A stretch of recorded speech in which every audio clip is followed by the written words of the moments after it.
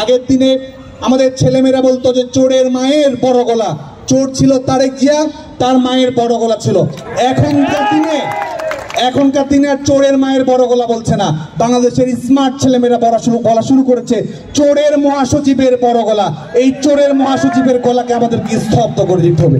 এবং আজকে জীবনানন্দ দাশের একটি কবিতা, আমার কাছে মনে হয় এই কবিতাটি তিনি মির্জা ফখরুল ইসলাম আলমগীরকেই লিখেছিলেন, এবং আজকে যদি বেঁচে থাকতেন সেই কবিতাটি তিনি তাকেই উৎসর্গ করতেন, যেখানে তিনি যাদের হৃদয়ে কোনো প্রেম নেই, যাদের হৃদয়ে কোনো প্রীতি নেই, পৃথিবী অচল তাদের সুপরামর্শ ছাড়া, যারা অন্ধ সবচেয়ে বেশি আর চোখে দেখে তারা।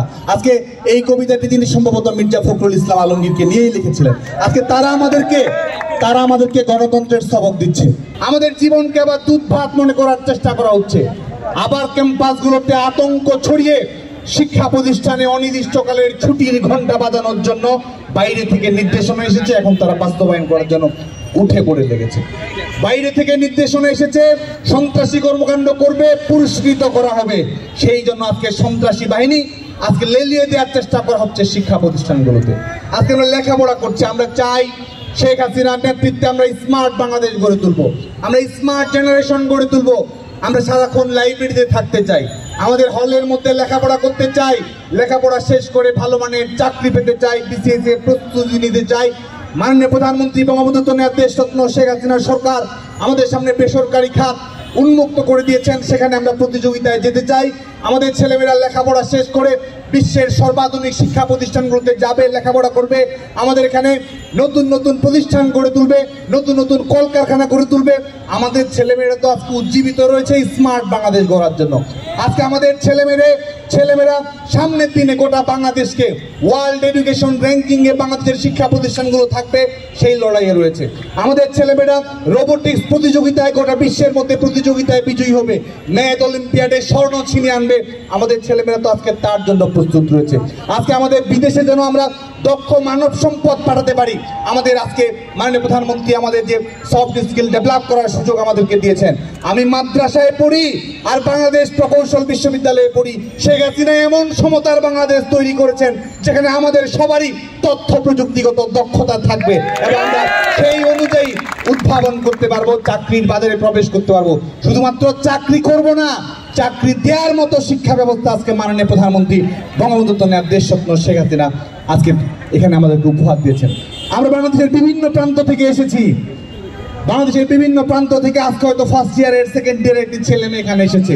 বাবা মায়ের অনেক স্বপ্ন এই বিশ্ববিদ্যালয়ে পাঠিয়েছে, পলিটেকনিক ইনস্টিটিউটে পাঠিয়েছে, মাদ্রাসায় পাঠিয়েছে, কলেজে পাঠিয়েছে। ছেলেমেয়েরা বড় হবে, বাবা মারা অনেক স্বপ্ন নিয়ে আছেন, তারা আশীর্বাদ করছেন আমার সন্তান যেন থাকে দুধে ভাতে। আমাদের বাবা মায়েরা আজকে নির্ভাবনায় রয়েছেন, কারণ তাদের একজন অভিভাবক, আমাদের একজন বাংলা মা রয়েছেন যার নাম দেশরত্ন শেখ হাসিনা, যিনি আমাদের এই ছেলেমেয়েদেরকে কিভাবে গড়ে তুলতে জানেন। কিন্তু আজকে আবারও বাংলা মায়ের সন্তানদের জীবন নিয়ে ছিনিমিনি, তাদের ক্যারিয়ার নিয়ে ছিনিমিনি খেলার চেষ্টা করা হচ্ছে। ছেলেমেয়েরা লেখাপড়া শেষ করছে, 4 বছরের লেখাপড়া 4 বছরে শেষ করছে, এটি তাদের পছন্দ হচ্ছে না। লেখাপড়া শেষ করে চাকরিতে যাচ্ছে, এটি তাদের পছন্দ হচ্ছে না। এবং যে কারণেই আজকে যখন সকলভাবেই তারা ব্যর্থ হয়েছে, তখন কিসের আশ্রয় তারা নেওয়ার চেষ্টা করলো?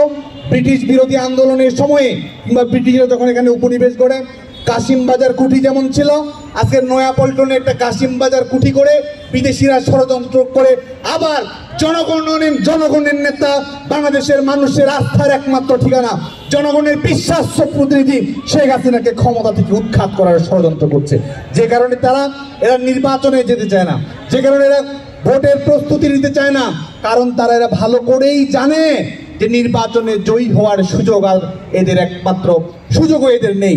পৃথিবীর ইতিহাসে বিএনপি একমাত্র রাজনৈতিক দল যারা ক্ষমতায় থেকেছে, ক্ষমতা থেকে যখন ষড়যন্ত্রের মাধ্যমে মাননীয় প্রধানমন্ত্রী বঙ্গবন্ধু দেশরত্ন শেখ হাসিনাকে সরিয়ে দেওয়া হয় ষড়যন্ত্রের মাধ্যমে, তখন আমাদের বিদ্যুৎ উৎপাদনের সক্ষমতা ছিল 4000 মেগাওয়াট। 4000 মেগাওয়াট 5 বছর ক্ষমতায় থেকেছে, 5 বছর ক্ষমতায় থেকেছে। ক্ষমতাতে যখন বিদায় নিয়েছে, বাংলাদেশের বিদ্যুৎ উৎপাদনের সক্ষমতা তখন 3000 মেগাওয়াটে নিয়ে এসেছে। পৃথিবীর কোনো রাজনৈতিক দলের ইতিহাসে এরকম ব্যর্থতার ইতিহাস নেই। এবং একজন একজন আত্মবিশ্বাসী আহম্ম করেছেন, কনফিডেন্ট স্টুপিড। আপনারা দেখবেন যে ইউটিউবে ভিডিও দিলে দেখবেন যিনি আত্মবিশ্বাসের সঙ্গে সেই সময় একটি বেসরকারি টেলিভিশন চ্যানেলে সাক্ষাৎকার দিচ্ছেন। তিনি বলছেন যে একই সঙ্গে বাজারে এবং ঘরে বিদ্যুৎ দেওয়া সম্ভব না, এরকম একজন নেতাকে তারা ভাইস চেয়ারম্যান বানিয়েছে। এবং এদের পক্ষে গোলাবাজি করছে কে জানেন? এদের পেছনে গোলাবাজি করছে বাংলাদেশ ছাত্রলীগ ঢাকা বিশ্ববিদ্যালয়ের সংগ্রামী সভাপতি। আজকে চমৎকার করে বলেছেন এবং সঠিক কথাটি বলেছেন যিনি তারেক জিয়ার ক্যাশিয়ার, তারেক জিয়ার সেবা দাস। আজকে সত্যিকার অর্থেই সেই ভূমিকায় তিনি নেমে এসেছেন। নামে একজন শিক্ষক, অথচ রাজাকারদের দাসত্ব করা, তারেক জিয়ার সেবা দাসত্ব করতে এর কোনো লজ্জা নেই। যে কারণে এবং দুর্নীতিবাজদের পক্ষে সাফাই গাওয়া।